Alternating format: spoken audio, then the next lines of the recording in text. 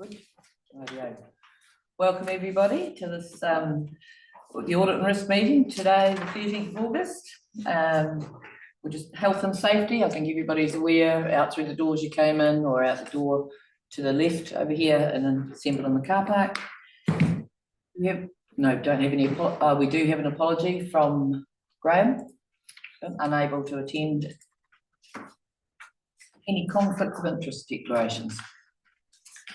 Can I just have it noted? I do not think it's a conflict of interest, but in regard to the 4.3 Hurunui Community Development Trust, I just note that one of the reviewers, Rachel Lissington,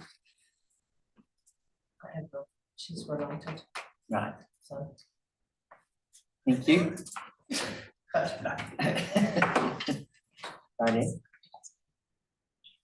Oh. Happy to move. Thank you, Karen. Thank you, Gary. All in favour? Aye. Rightio. And we're recording.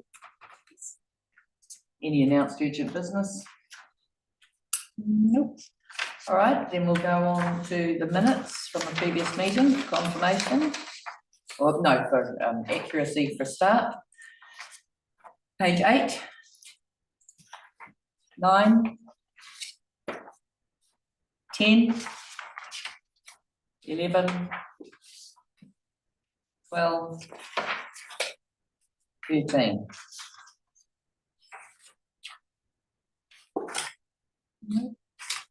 Any matters arising? Go through again. 8. Yep. Thank you, Karen.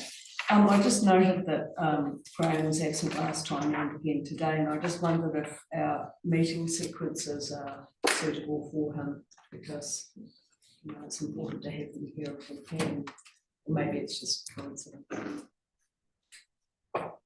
Yeah, I think it is just a coincidence. So, yeah, he was going to be if we had the meeting in June that we subsequently cancelled.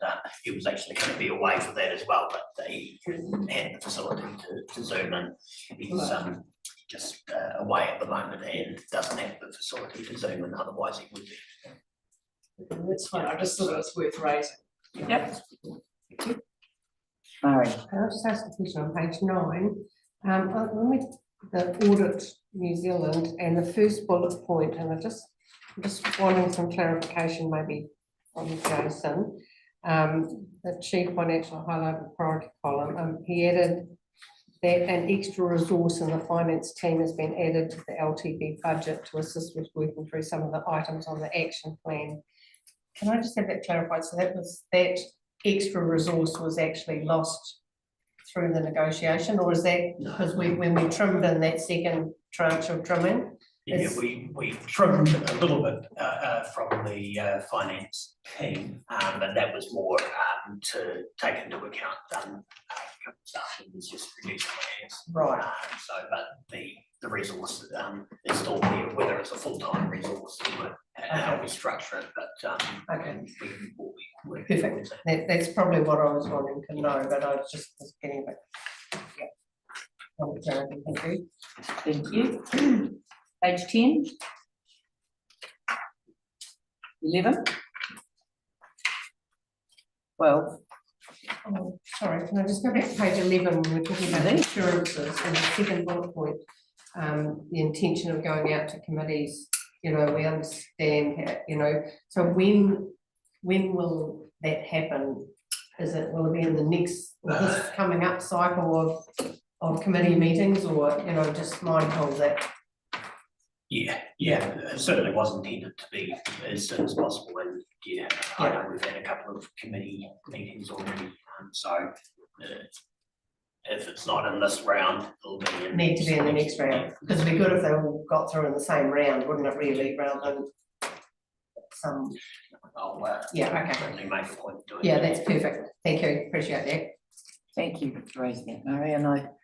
So I'm just curious then, if when we set our insurance, do they have an ability to make alterations if it's set ahead of the information going out to them? We can always make adjustments if need be. If there's buildings that they no longer want to have coverage on, we can exclude that from and then get a slight refund on their premiums, or if there is a need to increase, if they, particularly for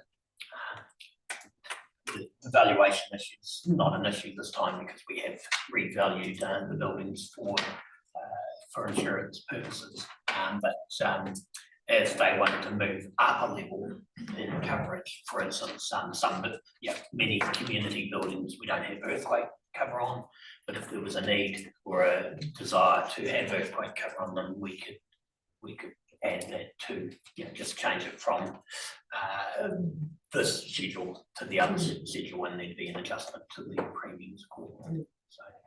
Thank you. I only ask because on some contracts, if you make a change here, it affects a whole group of other people. So that's why I was just looking for some clarification. It is specifically relating to those components that we can install mix and match if need be.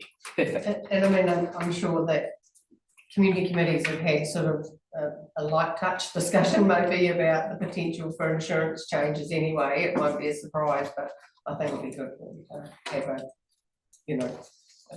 give some guidance, I guess.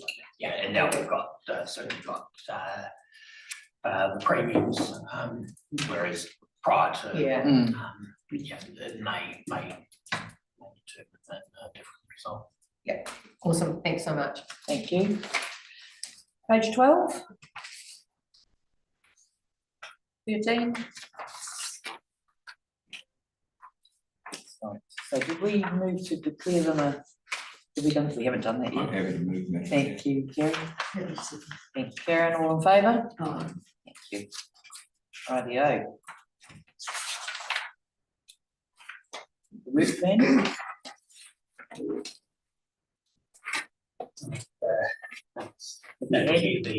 The work plan is there.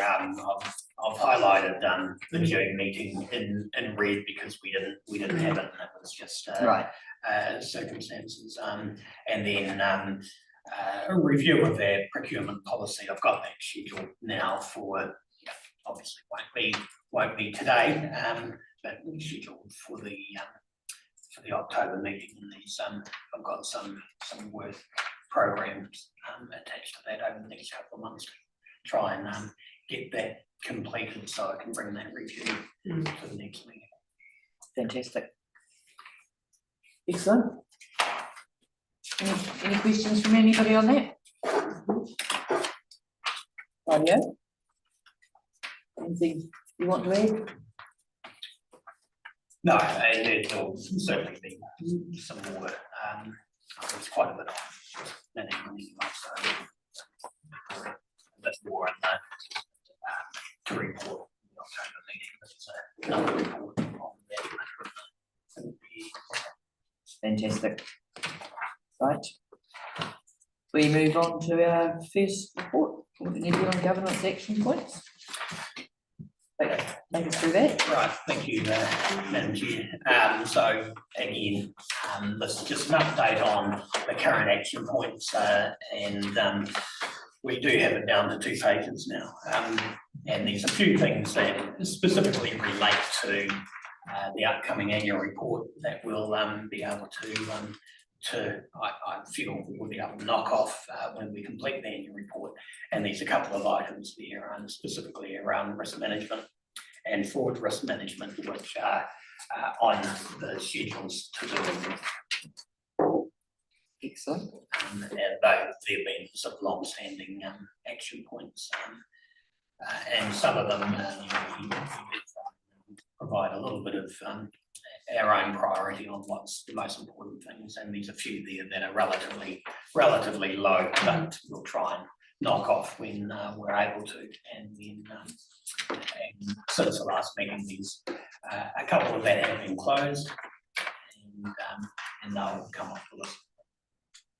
Gary, you get Madam Chair, yeah, just with regard to, I guess, the details that are on pages 17 and 18, I second from the bottom on page 17, 26.2 unsealed roads. And I see there on the far right-hand side, in the actions taken required, roading team need to consider how to provide the information of waiting appointment of new roading manager. That's obviously a fairly dated comment. Yep. And I respect that. But then on the right-hand side, expected completion ongoing.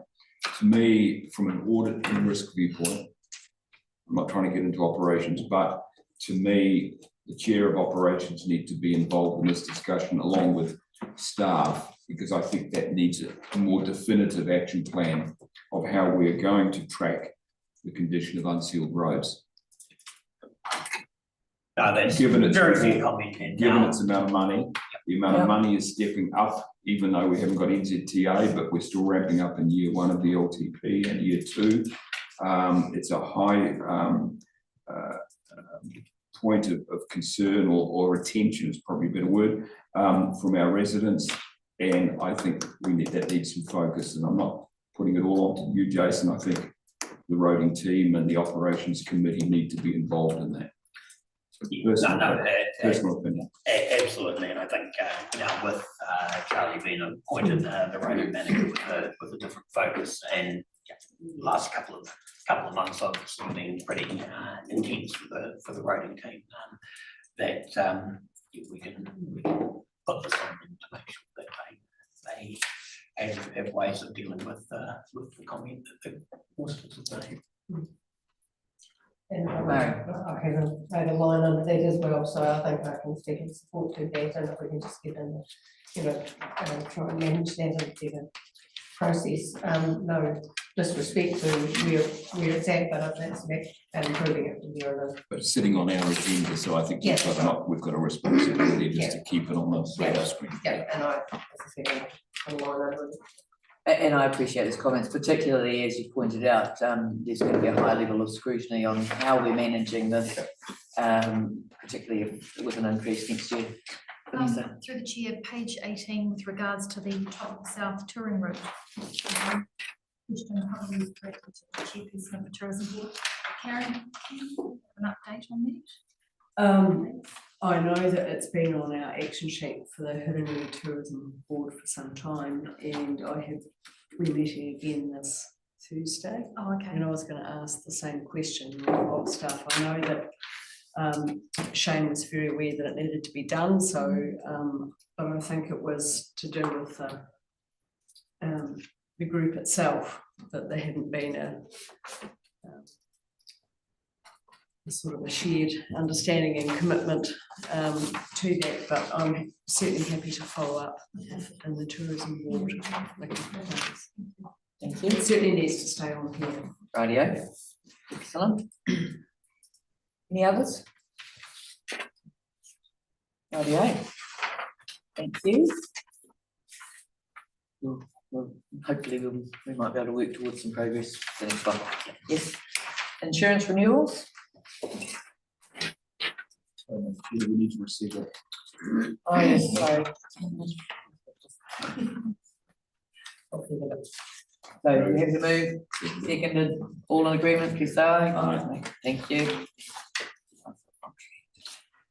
Insurance renewals. Thanks. Yeah, I'll take the report. It's yeah, the insurance renewals, the material damage used to be the major component of our insurance, had moved as expected, because we did have an increase in the underlying values, and then and that resulted in an increase in the premiums, but the actual increase in the premiums was only about just on about 10%. But when you add the increased values, the overall premiums increased by 37%, which seems a large amount.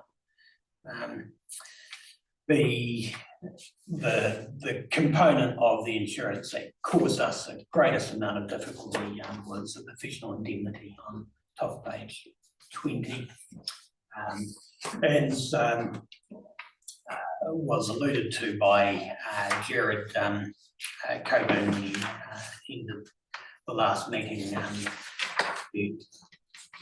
I believe that there was going to be, you know, a substantial increase again. We've had a number of years where it has increased, but the issue that was raised that where they Marsh previously obtained professional indemnity and public liability insurance from the London market, that was no longer available, and we only sort of found that out very late May. So appendix 20, appendix 1, page 23 through to 27 is a bit of an email trail between Marsh and myself, just to sort of understand what had happened and what they were attempting to do to have some cover. So page 23 is the initial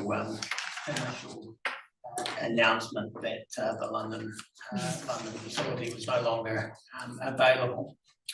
And then page 24 is direct email to myself from Jared, just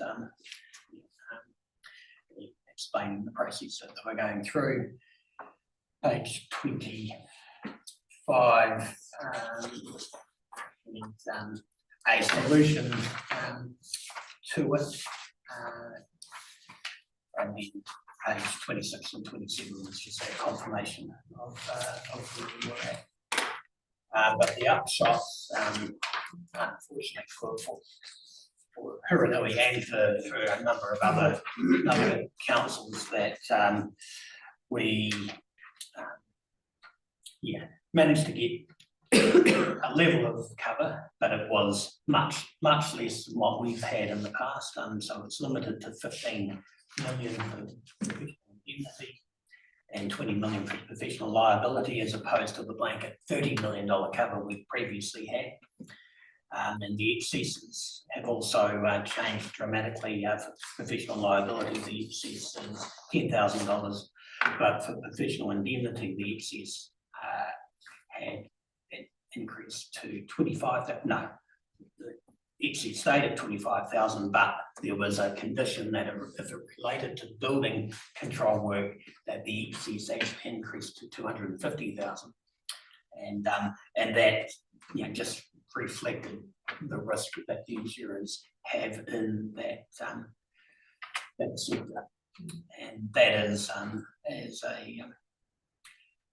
and the reason why the London market's no longer there is just the level and the scope of claims, particularly around weather tightness, has expanded due to case law. So the upshot there is that our premium in the 23-24 year was 126,000. Our premium through Chubb Insurance Limited this year is 296,000.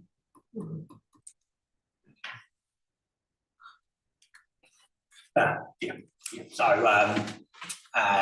did discuss it with Hamish whether we bother with professional indemnity insurance, because that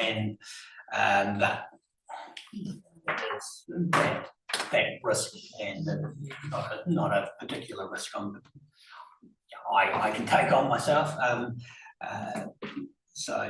But it is something that the sector is grappling with. I do have a category finance managers meeting towards the end of the month, and this will be the highest issue that we need to discuss, because a lot of us were just caught on the not caught on the hop. We knew that there was going to be problems, but we're all in the same boat, and it does relate to, as I said, just the scope of claims that have been made, and councils are in the gun for.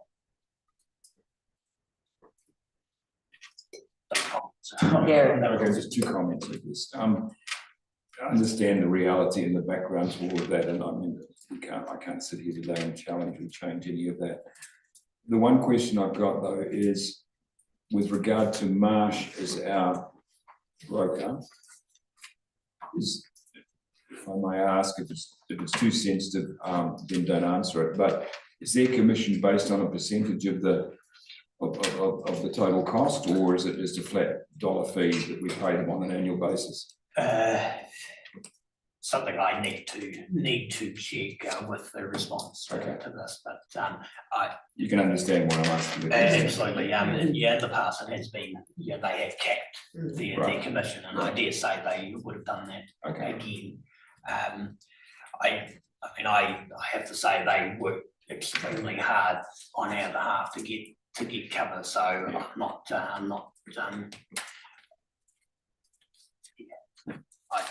that's just my feelings. They have done so, but again, there are a number of councils that use Marsh as their brokers, and have expressed level of concern about the final month of the renewal process, which put us all. I guess my second question is, does this sit on an agenda with LGNZ as well? Because this, together with audit fees, and I know we'll talk about that later today, is a huge issue that I don't think our residents, our ratepayers, even as elected council, we don't have our heads right around it till we see these reports come in, and the costs that are in here for every single council are frightening. Personal opinion. I just. If I may, yes, you're right, that it has affected a lot of councils. I mean, I haven't got details of other councils, but I've heard through speaking with other mayors, the issues that we're grappling with today are real, right across, and they are aggressive. And at a recent mayoral forum hearing, I guess, with ministers of the Crown, it has been raised in an informal setting, but it certainly has been raised, the issue around insurance and insurance cover when there was a lack of competitive, in that market. I think with Lloyd's withdrawing, so it is an issue that's been noted. So I'm not sure what else I can say really. No, that's fine. I'm just the seriousness and the scale of what we're looking at here. I know we're not the only one. And Hamish. I guess insurance is an international market, and particularly reinsurance. And a big reinsurer like Lloyd's pulls out of the market, they do so for a reason, and the reason is that they've suffered significant losses over a number of years in that market, and the backers of Lloyd's or each of those funds says, no, we're not prepared to chuck money into that. And that's the purpose of the insurance companies. They want to make a dollar, and the backers and the reinsurers want to make a dollar, so they all need to make a dollar out of this. And New Zealand is we're a very highly insured market, but we're also a relatively high risk market, particularly for natural disaster. That's not the reason that the insurers have walked away on this. The reason is that they've experienced losses on the building claims over a significant period of time. And those building claims have been driven by settings in national legislation which allowed buildings of a certain type to be built, and it's been a national failing. The cost of that has been sheeted home, not to builders, not to architects, not to the government that changed the law, but to the ratepayers in the districts, and that's the failing of the system, and this is the natural progression of that failure rolling through. I understand. So just because one of the questions I was wondering is it sort of a worldwide issue? We see a lot of natural disasters and that type of thing, or is it more specific to New Zealand, do we think? So these large insurance costs are largely driven by the building failures, which New Zealand and Canada are the two countries that have gone through a similar thing, although the cost doesn't sheet home to councils in Canada. That's a particular wrinkle of New Zealand law, departed from in the 1970s in regard to the obligations of councils to people that were building homes. So that's particularly a New Zealand thing. The other thing that's having a huge impact, of course, is the increase in valuation. And we went through a period where the economy was quite unconstrained and the price of property was bid up due to the amount of cash washing around in the market. And that's also come home to roost in our insurance cover. And given that the value of the houses that are being built is now considerably higher, the risks for the insurers are considerably higher. So there's a number of factors there. And from the point of view of this committee, you've had a good look and sort of judged whether, because it's not, we can't eliminate the risk, so what we're proposing to go forward with here is finding a balance. So I think that from this committee's perspective, I think that we should relook at risk and say how much risk are we as a council prepared to take. You know, the $250,000 excess on PI for building related stuff.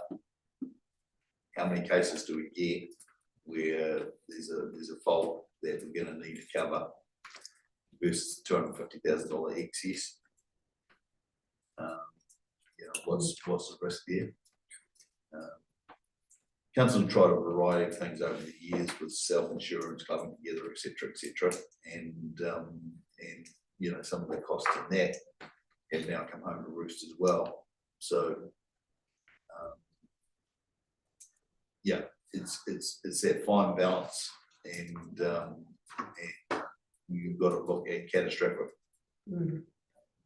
cost versus small risk. So the likelihood might be low, but the impact of a single event could be particularly high in dollar terms. So those are the balance and trade-offs that you've got to make, and then you've got to be prepared to live with the consequences of those decisions. And it's really easy to say, oh, well, we'll just insure it. And that's how we'll manage the risk. But there may be other ways if council is prepared to look at taking more risk, but that will have potential consequences for future ratepayers. I personally struggle with taking on more risk in that regard. I think it's, yeah, I guess it just doesn't sit comfortably with me, but the costs don't sit comfortably with me either. But I think the risk profile for me would probably be, I would struggle with that risk. Barry, I think sometimes it's good to actually have a look at those risks though, and then make an informed decision. I mean, we've done that with the communities after the Christchurch earthquakes when the costs went up. By having a reasonable discussion about it, gives some clarity to why we make the decisions we make. So it might be worthwhile to have an understanding of what the pros and cons and balances are at some stage. Okay, people happy with that discussion? Oh, I mean, as much as you can be happy with something like that, but we understand it. Any other questions, comments from Jason? Not on that. The rest of the policies that we have there are actually relatively good news. It's just the first two which are the biggest components. From a financial point of view, that Shows where the biggest risk is though. When the premium is what it is, it's kind of that tells the story in itself, doesn't it really? Absolutely. Yeah, tricky. Good. Yes. I suppose the last component on page 21, I mean, the other policies, like I said, the premiums have remained largely constant or a little bit less. The last component is a contribution to LAP, and being a member of LAP since its inception, And that's where for natural disasters, the fund covers the 40% of the reinstatement cost for underground assets, and the government needs the other 60%. And we have utilised the program after the earthquakes. And the contribution for this year is just slightly up from last year, but our the value is actually reduced, and we every year we do an updated valuation for that, and they put that on the schedule. So it's resulted in our contribution being about $7,000 for the previous year. Can I just ask one more question, just for, the public, the PI and the public liability cover, is that what I'm just remembering a while back, you know, the leaky home Yes. public liability, you know, that, and we got called on for, and that risk called on, I'm not, probably not using the right words, you know, but we got called on to continue to pay our exposure to that process. Would the risk be greater in that sort of scenario if we reduced or had no cover under our insurance?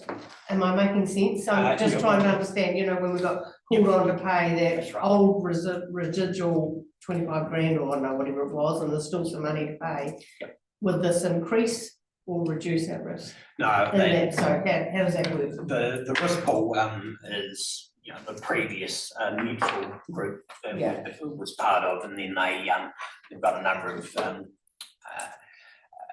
years in which claims have been made and are still going through the settlement. So each new year comes through and there's more claims to be settled. There's still the potential that we will get called upon to make a contribution to assist with those settlements in particular years. Now, off the top of my head, I don't know what the tail to that is, Yeah. but I'm sure I'll go and check it, because there is limitations on, it's actually the limitations on when the claims can be made, and but they do take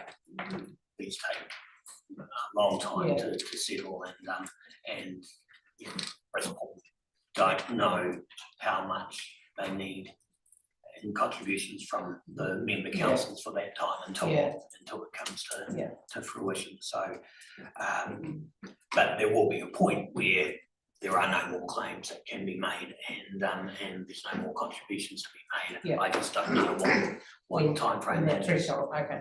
But I will certainly find out. So risk pool was set up as a mutual liability between a number of councils when the commercial insurance market pulled out of insuring against leaky buildings.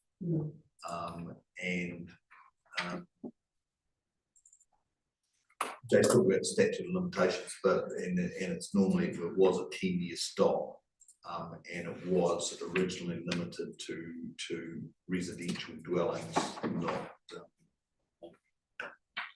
setups. But the courts have applied novel interpretations as they move forward. They've gone over the 10-year stop. Commercial residential developments have been included. And so the courts interpret the stuff more and more liberally as we move forward. And so although we think the tail should stop, it hasn't.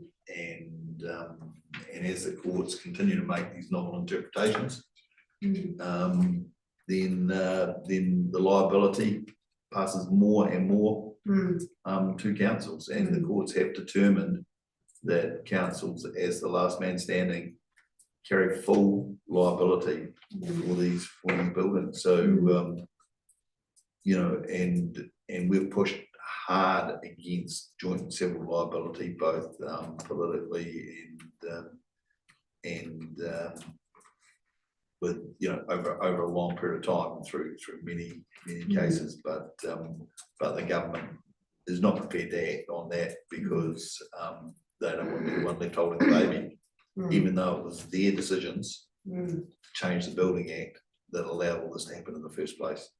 So ratepayers get left with it, and the courts make more and more liberal interpretations, leaving ratepayers more and more exposed. And we seem to be spiraling down there. So although Jace hopefully talks about, you know, the backstop, you know, well, the 10-year threshold has now been broken by the courts. So the residential to commercial threshold's been broken. They just bring more and more into it. It's that cascade of uncertainty that kind of exposes more risk to everything, doesn't it, really, you know? I think we've seen that with some of the natural disasters as well, where councils are being asked to pick up and buy land to remediate things for a whole host of things. It's not just building these days, is it? So in simple terms and from a risk management. Yep. What we're looking at in this paper is the cost of insurance cover for ourselves as a council to meet our requirements around professional indemnity and public liability and so on and so forth. Over and above what's in this paper is an ongoing responsibility to council as a member of risk pool that is still, risk pool is still active, putting simple words on what you've just outlined, Hamish. Risk pool is still active, and the risk out of that back on council for further contributions into risk pool is still real and has not gone away. Yeah, just with the note that risk pool now doesn't accept any policy. So risk pool stepped away from the market a number of years ago now and is looking to wind up. But the liability is still on those properties that are on the risk pool register, for want of a better word. That were built during that time. And although we thought we had a 10-year backstop provision because that was always the act, the courts have chosen to overstep that mark as well. So from a council risk viewpoint, there is risk beyond what we're seeing or manage. We're trying to manage here through the broker and the premiums and whatever we're managing here. We're trying to manage the risk, but there is still additional risk outside of this paper within the risk pool model, which has not yet gone away. So existing arrangements. So these arrangements that Jason's looking at here are future focused, but we're still dealing with the tail. The tail at this stage has no end as such. Okay. And I mean, when that last draw came on months ago, I mean, it comes as a relative surprise, you know, and it's not something you budget for or understand or manage, but it, you know, it's significant costing to our council. Anyway, thank you for the discussion. Good discussion, thanks for better understanding. Thanks, Lisa. I'm happy to move that the information be received. Seconded, Murray. All in favour? Thank you. Quarterly Treasury report. Madam Chair, that this is a report at the end of June. A couple of components of it form part of the financial report to council at the end of June. But this report just provides a little bit of further narrative on the market, and I've just pulled out some of the key things that Miles has mentioned in his report there, both in the global area, global context and specifically in New Zealand. Answer any questions?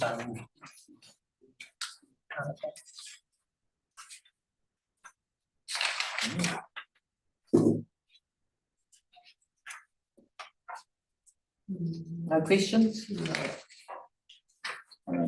If he's going to win the US presidential election, and what effect will it have? Yeah.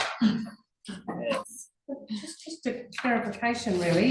Sorry, on page 35, in that bottom little box where it talks about the policy breach, was only one month period in May 2028.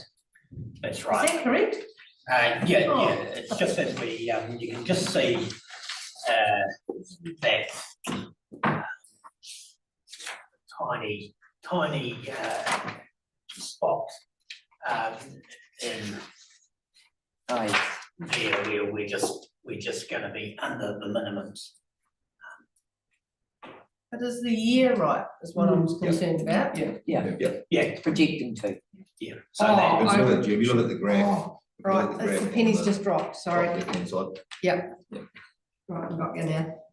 and that tiny breach, has been, rectified already with, into the interest rate, further interest rate swaps in July to address that issue. Cool, thank you.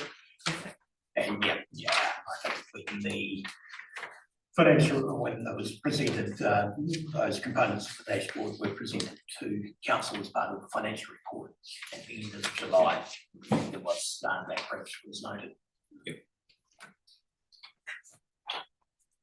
Excellent.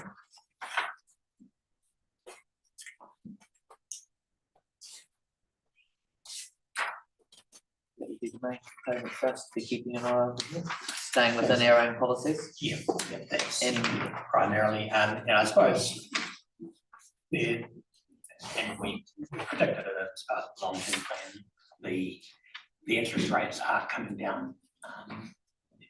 Was in a local government funding agency quarterly update yesterday.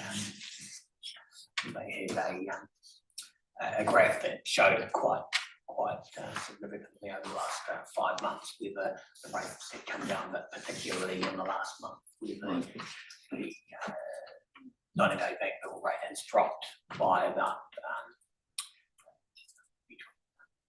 10 and 20 basis points, which in the context of that 90-day bank bill rate being about the 5.6% for the last 6 or 7 months, it's quite significant. And so the interest rates that we've calculated the 10-year plan, the next plan on, are they sort of sitting, is it looking like it's going to be a bit, how accurate is it looking from the way the rate's coming down at the moment? Yeah, I think they probably dropped a little more than what we were predicting in the long-term plan, but we did average it out over the full year, so there'll be some swings and roundabouts as we go through the process. Can't control No. everything. I was just sort of getting a sense of whether we seem to sort of be in the right place. It's indicating at the moment anyway. I'm happy to move the report. Thank you. Second, Vanessa, all in favour? Right. Thank you.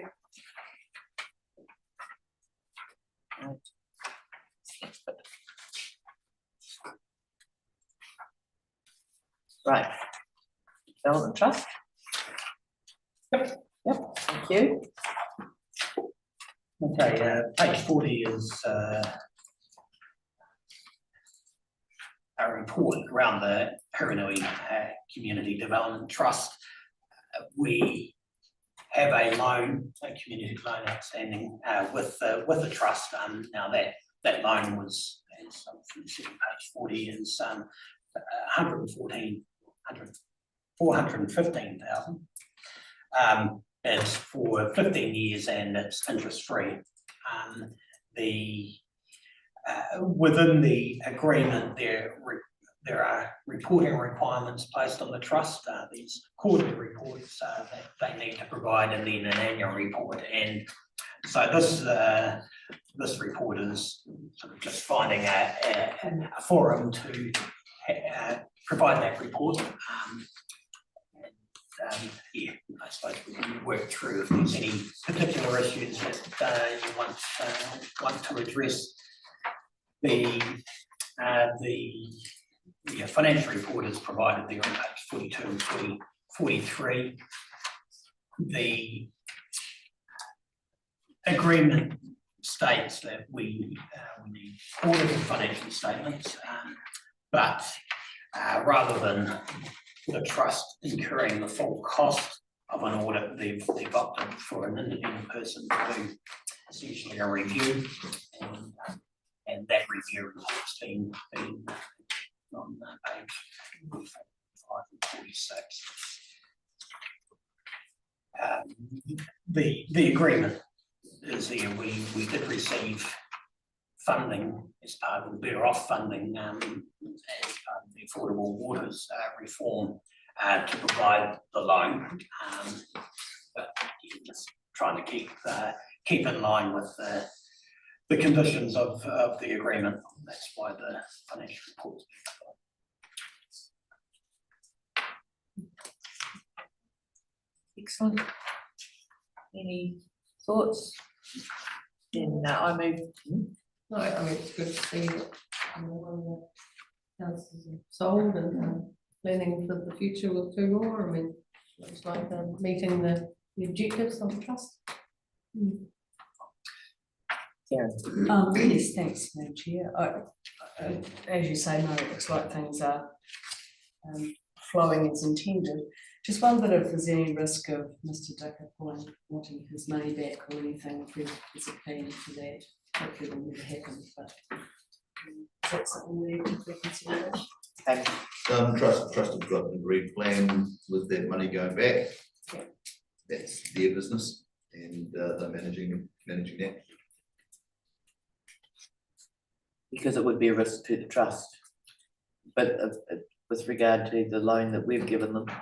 The loan was for the first house. Right. That's been built.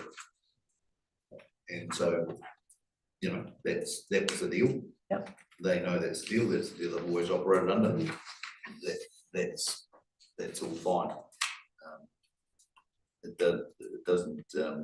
doesn't stop them carrying on and doing what they're doing. So the second house is well underway now. Market looking for a family for the third house, because once the second house done and sold, they'll have the money to build the third house. So that's not any concern of the councils. So good. That's what Thank I'm you saying. for the clarification. Yeah. And so I'm happy to move that the information be accepted on that basis. Seconded, Murray, all in favour? Right.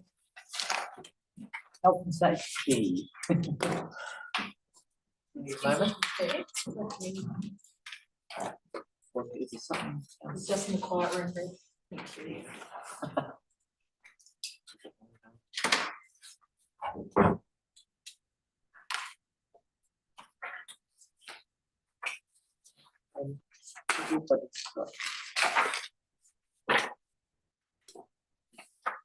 Was there an extra?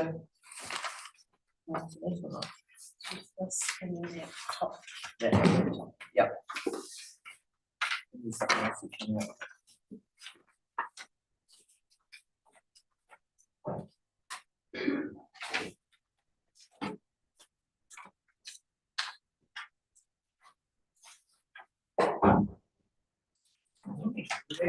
We're moving quite quickly through this morning. Welcome. Thank you. It's been a while. It's quiet, July. Right. Okay, so you've got the report there. I've added a late, when I went through the minutes, I saw there was a comment about comparing instance by classification, so I've added that late. On that, I'm not sure if that's exactly what you were looking for when asked clarification on that. We can get that ready for the next report. So from us, you'd like to hear if this is the type of thing that. Yes, people there was a would- comment in the, I didn't Yep. attend the last meeting. Right. Someone wrote the report for me, so I'm not sure on the comment that it was around comparing like for like incidents. I'll ask people around the table. Does this look like something more along the lines of what you wanted to see? Yes, I mean, thank you very much for doing it. For me, this is really helpful information, so I think. Happy with it as it is? Excellent. Thank you for doing that.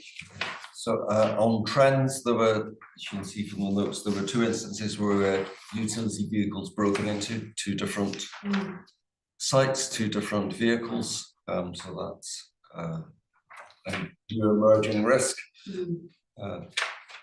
Vehicles are parked off the road where possible. So bearing that in mind, there was a high potential incident where a trailer pulled a vehicle down a slope and the trailer flipped onto its side.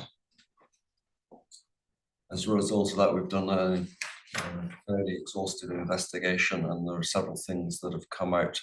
A couple of things that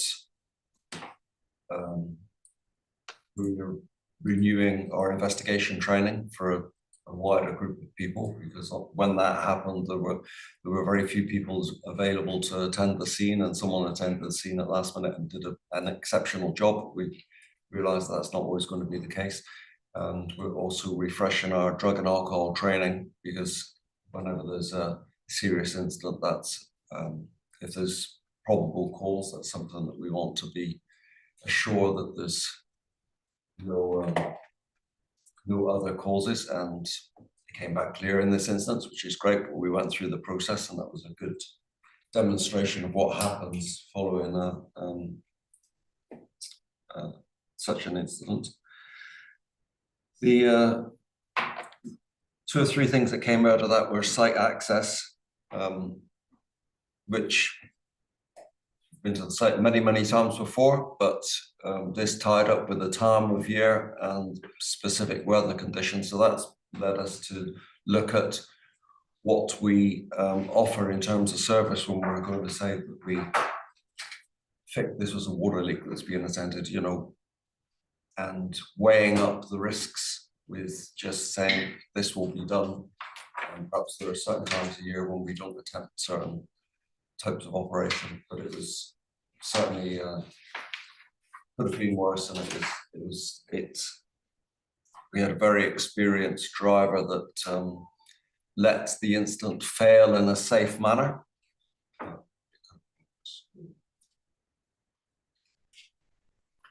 And I would guess, being a large rural network, it's not like driving down a city street, so No. it's about managing. You're putting things in process to manage that risk and the type of terrain you deal with. Yeah. Fantastic. Through the chair, John, what is our policy on drug testing? Is it a random? We don't have a random drug test. If there's post-incident, we'll drug test post-incident. There's also reasonable cause, Right. but there isn't a decreasing bucket of random testing here now. And really in that instance, it's looking for all potential contributing factors. Yes. So to highlight the main. Yes. So it's good practice. It's quite we're doing 4 months, and I realised from the last time I did one of these reports, there's a lot of things that come through that are contractors and visitors. There's a lot of visitor type incidents because we're encouraging more reporting. So particularly with service centres and libraries, we have a lot of visitor instances that are reported. So I've separated those out now, so you can see that in the bold text is the workers, which are direct employees of HDC, or volunteers working on our behalf, as compared to the contractors and visitors.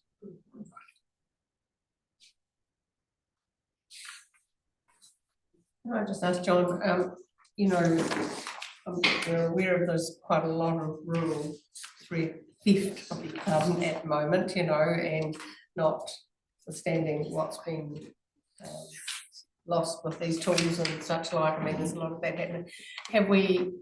Are we able to do things differently to manage that exposure to theft in those perhaps in more rural aspects of our community? You know, is there something we can do differently to Possibly, but these actually weren't rural, these were metro, both of them. right, okay, gosh. One of the things that we insist on is that vehicles were parked off-road overnight. In one instance, that wasn't the case, and that's sort of been reiterated now, and there's good reason for that to happen. Okay, that's interesting. Thank you. Nobody's immune, apparently, this time. No. Any other questions, thoughts, comments, Barry? No, sorry, John, the only other thing I just, on page 48, when you talk about health and safety and risk, and risk of workplaces affecting elected members, I just was really grateful to see that you'd included elected members there, because I attended a webinar on Monday, quite recently, by LGNZ, and it talked about elected members being increasingly more exposed to risk and harm, emotional harm, and one mayor talked about who one of her children were followed home and on the school bus, and and a car with every number plate, and I mean, the police were called to this instance. So, and I just think we as elected members need to consider leaving buildings late at night, as well as protecting and caring for our staff as well. It just listening.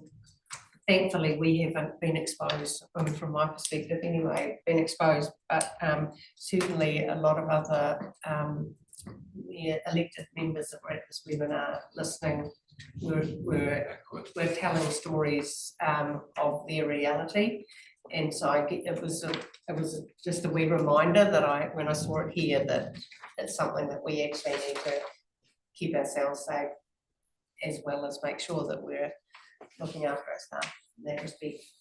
So, thank you. I quite agree. The incidents are going up, so it's important to certainly consider them and have systems in place to support people where needed. Through the chair, just to make 2 comments on that. Absolutely, we've all got a moral duty to look out for each other. That's despite what the legislation says. The flip side to that is that our perception is our reality, and bad news always travels faster than good news. So it's sometimes you can work yourself up into a lather of something can be innocuous. But on that point, I've noticed that there was, in the last minutes, there was a question over TALUS, and I didn't know REAP provider. I don't know whether that's been clarified or not, but elected members can avail themselves of the TALUS platform. Excellent. and the information was sent out to all elected members. Thank you. Yes, it was. Yeah. Saw that. Thank you. Harry, in the springs? Doing that, you would do. Oh, so but maybe we'll move that this one, that the information be received. I'm happy to move it. Second Vanessa, all in favour? Aye. Thank you very much, and thank you for putting That's this okay. together. Thank Give us you. a good indication. Well done. Thank you. Hamish. Thank you, Madam Chair.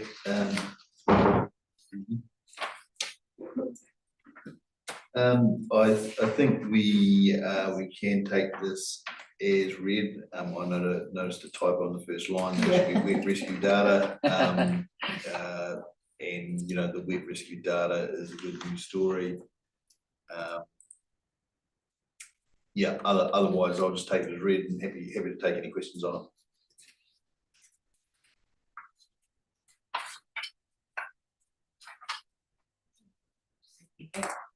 So I guess I would note it's number of incidents seems to be trending down. Is that because it's a quiet time of year, or practice, or both? I guess the members of the calls committee understand the amount of time and effort that goes into health and safety, focused on not only staff but also particularly customers, and how the wet rescue story is a good news story, and that was actually redesigning the landing areas from the slides in conjunction with the new slides, and it's significantly reduced that issue, which is great for staff who no longer actually rescue people, but also great for the customers as well. So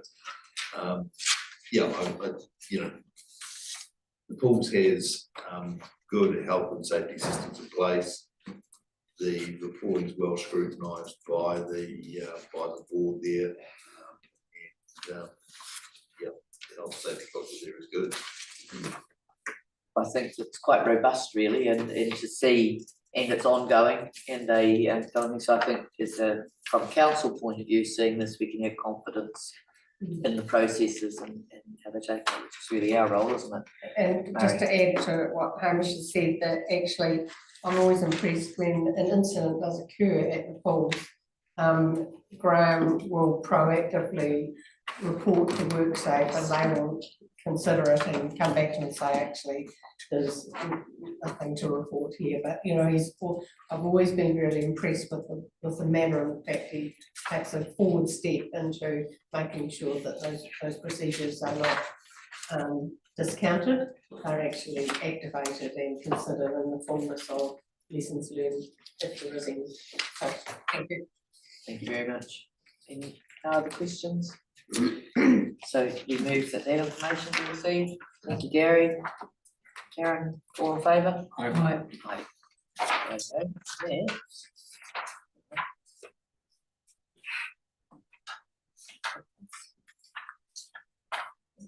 Rightio, so we want to take a break for morning tea and or do we want to move into PE now? Yep, we can do that. Everybody's had a look at the reasons for moving in. Does somebody want to move us into PE? Okay, Mari, thank you. Karen, thank you. All in favour? All right. Excellent.